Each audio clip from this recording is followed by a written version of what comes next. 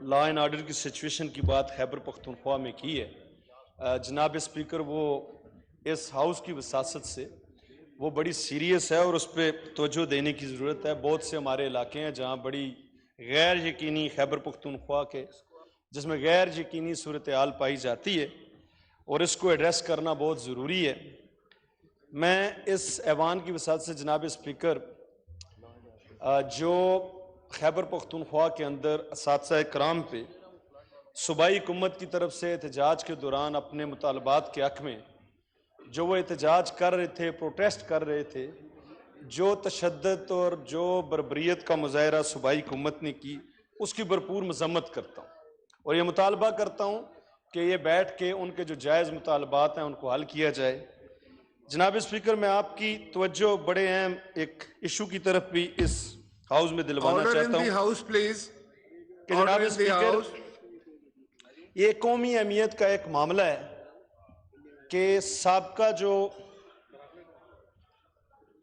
वजीर थे खजाना शौकत तरीन साहब, हम न्यूज़ ने 29 अगस्त 2022 को शौकत तरीन के हवाले से एक ऑडियो टेप जारी की थी जनाब स्पीकर, जिस ऑडियो टेप में शौकत तरीन साहब मोहसिन लगारी और तैमूर जगड़ा के साथ गुफ्तगू फरमा रहे थे और जनाब स्पीकर, उस गुफ्तगू में उन्होंने ये कोशिश की कि जो IMF के साथ पाकिस्तान की डील हो रही थी, जो एक मईशत को सारा और सपोर्ट देने के वाले से बड़ी इंपॉर्टेंट थी, उसको सपोर्टाज करने की कोशिश की गई थी। जनाब स्पीकर, ये सेनेट और कौमी असम्बली का मुश्तरका हमारा इजलास है। इसकी वसासत से मैं आपके सामने ये हक़ाइक़ रखना चाहता हूँ कि जो माशी तबाही के किनारे हमारा मुल्क खड़ा था,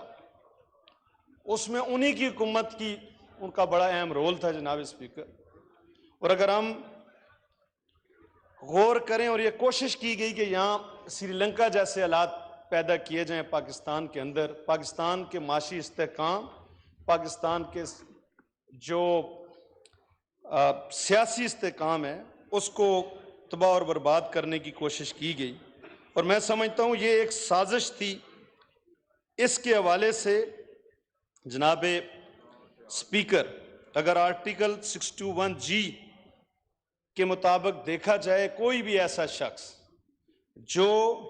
पाकिस्तान की सालमियत के खिलाफ काम करे,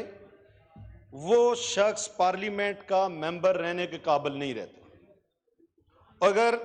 पिछली हुकूमत की सिक्योरिटी की पॉलिसी देखी जाए और इसमें अगर आर्टिकल 63(1)G की नज़र से देखें तो उस वक्त मुल्क शदीद माशी बुरान का शिकार था। जनाब स्पीकर, जो पिछली माशी जो सिक्योरिटी पॉलिसी बनाई गई थी, मैं ज़रा वो पढ़ देता हूँ। उसमें बड़ा वाज़ेह है कि security of Pakistan includes the safety, welfare, stability and integrity of Pakistan end of each part of Pakistan. तो जनाब स्पीकर, अगर मुल्क की जो माशी इस्तेहकाम है वो मुल्क की सालमियत और सिक्योरिटी दोनों लाज़िम में मलजूम है और जैसा कि आर्टिकल 63(1)G में सालमियत और सिक्योरिटी के लफ्ज़ मुश्तरका तौर पे ये इकट्ठे इस्तेमाल किए गए हैं, लिहाजा इससे वाज़ेह हो गया है कि ये मुल्की सिक्योरिटी और सालमियत एक ही शय के दो नाम हैं और मुल्की इस्तेहकाम भी सिक्योरिटी में शामिल है। इसके बाद ये समझने में कोई ऐसी गुंजाइश जनाब स्पीकर नहीं रहती कि दो सूबाई हुकूमतों को अगर साबका वजीर साहब वफाक के खिलाफ उबार रहे हैं और ये एक संगीन नोयत का फेल बनता है, ये मुल्की इस्तेहकाम, सालमियत और सिक्योरिटी के खिलाफ एक घिनौनी साजिश है। और जब शौकत तरीन साहब ने बहैसियत वजीर ये हल्फ उठाया था तो उन्होंने अपनी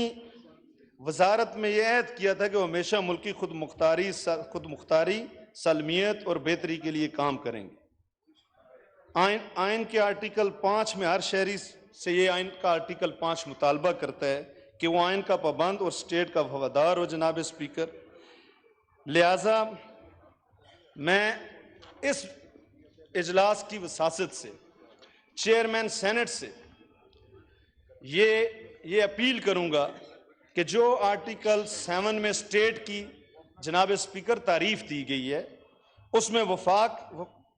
पार्लियामेंट और वफाकी हुकूमत स्टेट है, लिहाजा शौकत तरीन साहब ने अपने हल्फ का पास नहीं किया, स्टेट के साथ वफादारी नहीं निभाई, बल्कि मुल्की सालमियत और सिक्योरिटी और इस्तेहकाम के खिलाफ काम किया। अगर ये साजिश में कामयाब हो जाते तो मुल्की सालमियत और सिक्योरिटी को शदीद खतरात लाक होते, और ये अंदेशा नहीं बल्कि यकीन था अगर माशी तौर पे पाकिस्तान डिफॉल्ट कर जाता तो जनाब स्पीकर इस मुल्क में श्रीलंका जैसे हालात पैदा होते। तो इस हवाले से मैं ये आपके सामने गुजारिशात रखना चाहता हूं कि आर्टिकल 261 में दी गई तारीफ की रोशनी में, इसकी डेफिनेशन की रोशनी में, शौकत तरीन साहब 621G आर्टिकल तहत मेंबर पार्लियामेंट बनने या रहने के अहल नहीं रहे, क्योंकि मैं ये सवाल इस ऐवान के सामने उठा रहा हूं। मेरी इस्तदा है कि आर्टिकल 63(2) के तहत शौकत तरीन साहब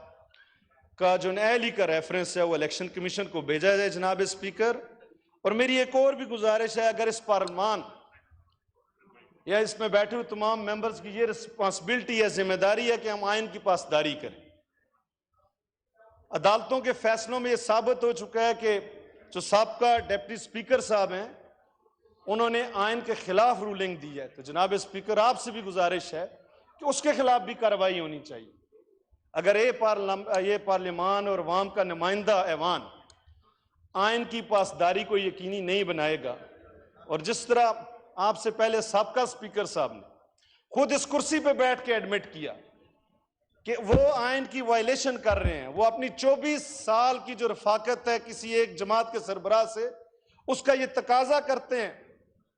कि मैं अपनी जमात के खिलाफ और अपने लीडर के खिलाफ इस कुर्सी पे बैठ के मैं रूलिंग नहीं दे सकता। तो जनाब स्पीकर उस पर भी हमें कार्रवाई करनी चाहिए। इस ऐवान को, इस पार्लियामान को साबका स्पीकर साहब ने इस कुर्सी पे बैठ के एडमिट किया, और फिर जो वायलेशन हुई जनाब स्पीकर, जब आइन में जब एक मुंतखब वज़ीर आज़म के खिलाफ एक आइनी तरीक़ाकार लिखा है तहरीक अदम एतमाद का, वो आइनी तकाजे नहीं पूरे किए गए। इस ऐवान के अंदर पूरी कोशिश की गई कि इस ऐवान को बेतौकीर किया जाए, पूरी कोशिश की गई कि आइन को रोंदा जाए। तो जनाब स्पीकर आज आइन तकाजा करता है इस पार्लियामान से और उसमें बैठे हुए लोगों से कि उन आइन शिकनों के खिलाफ हमने क्या कार्रवाई की। तो मेरी आपसे गुजारिश होगी कि जो आइन की वायलेशन हुई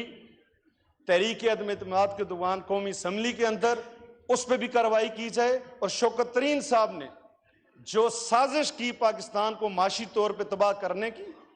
यहाँ माशी इस्तेहकाम जो है वो पाकिस्तान की सिक्योरिटी का लाजमी जुज है। अगर माशी तौर पे पाकिस्तान मजबूत होगा तो हम अपनी सिक्योरिटी को मजबूत बना सकते हैं। अगर माशी तौर पे ये स्टेबल होंगे तो हम अपने दुश्मनों का मुकाबला जनाब स्पीकर कर सकते हैं। ये 23 करोड़ लोगों का मुल्क है, और सबसे जो बड़ी चीज है, इन जाती मफादात और सियासी मफादात का मुतहम्मिल नहीं हो सकता। अगर कोई शख्स इस मुल्क के अंदर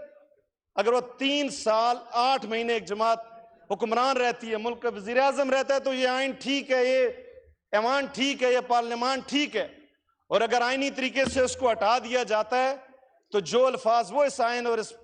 ऐवान के बारे में इस्तेमाल करते हैं उसके हवाले से नोटिस जनाब स्पीकर लेना चाहिए हमें। तो मेरी गुजारिश होगी, ये आइनी तकाजा है और हमारी जिम्मेदारी भी कि आइन शिकनों के खिलाफ कार्रवाई की जाए, ताकि आइंदा किसी की जुर्रत ना हो कि वो जो अपनी आइनी जिम्मेदारी है उनके खिलाफ आइन तोड़ सके या उनके खिलाफ कोई काम कर सके। मैं जनाब स्पीकर आपका बड़ा मशकूर हूँ,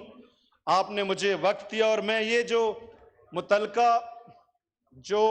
डॉक्यूमेंट्स हैं